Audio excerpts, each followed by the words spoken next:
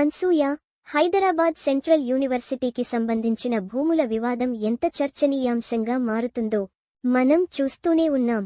400 ఎకరాల భూమిని industrial ఏరియాగా develop చేయాలని తెలంగాణ ప్రభుత్వం భావించడంతో దీనికి వ్యతిరేకంగా హెచ్సియు విద్యార్థులు గత కొన్ని రోజులుగా నిరసన గళం వినిపిస్తున్నారు.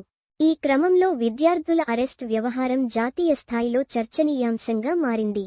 విద్యార్థులకి పలువురు రాజకీయ నాయకులు, సెలబ్రిటీలు సైతం సపోర్ట్ అందిస్తున్నారు.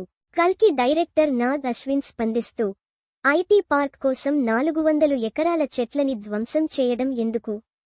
డెవలప్ చేయాలి అంటే చెట్లు లేని భూములు చాలా ఉన్నాయి కదా అని నాగ్ అశ్విన్ ఇటీవల ప్రశ్నించారు. రేణు దేశాయ్ కూడా చాలా ఎమోషనల్గా దీనిపై స్పందించింది. ఐటీ పార్కులు, ఆకాశాన్ని తాకే భవనాలు అన్నీ అవసరమే. కానీ కుదిరితే ఈ ఒక్క 400 ఎకరాలు వదిలేయండి. తెలంగాణ సిటిజన్గా నేను వేడుకుంటున్నా. దయచేసి ఏదో విధంగా దీనిని ఆపండి సార్. ఒక తల్లిగా మాత్రమే నేను రిక్వెస్ట్ చేస్తున్నా. ఆ 400 ఎకరాల్లో విధ్వంసం వద్దు అని రేణు దేశాయ్ వేడుకున్నారు. రష్మీ, ప్రకాష్ రాజ్ ఇలా పలువురు తమ వాదనలు వినిపిస్తున్నారు. ఇప్పుడు ఇదే లిస్టులో అనసూయ కూడా చేరింది. తన ఇన్స్టాగ్రామ్లో ఓ వీడియో షేర్ చేస్తూ, ఇది నిజంగా హార్ట్ బ్రేకింగ్ అంటూ రాసుకొచ్చింది. పచ్చని అడవి పూడ్చివేసే రోజు వచ్చింది. ఎరుపు రంగులో ఉన్న చెట్లు నేలకూలాయి అంటూ కామెంట్ పెట్టింది. ఇలా అనసూయ కూడా హెచ్సియు వివాదంపై తన సపోర్ట్ తెలియజేసింది.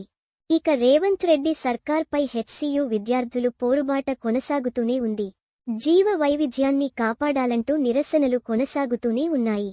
బుధవారం ఉదయమే హెచ్సియు క్యాంపస్ను వేలాది మంది పోలీసులు చుట్టుముట్టి బారికేడ్లు ఏర్పాటు చేశారు. యూనివర్సిటీ లోపలికి బయటి వ్యక్తులను రానివ్వకుండా, విద్యార్థులను బయటకు రానివ్వకుండా పోలీసులు బందోబస్తు ఏర్పాటు చేశారు. శాంతియుతంగా నిరసన తెలుపుతున్న ప్రొఫెసర్లు, విద్యార్థులపై పోలీసులు లాఠీలు ఝుళిపించారు. పోలీసుల తీరుపై విద్యార్థులు, ప్రొఫెసర్స్ ఆగ్రహం వ్యక్తం చేశారు.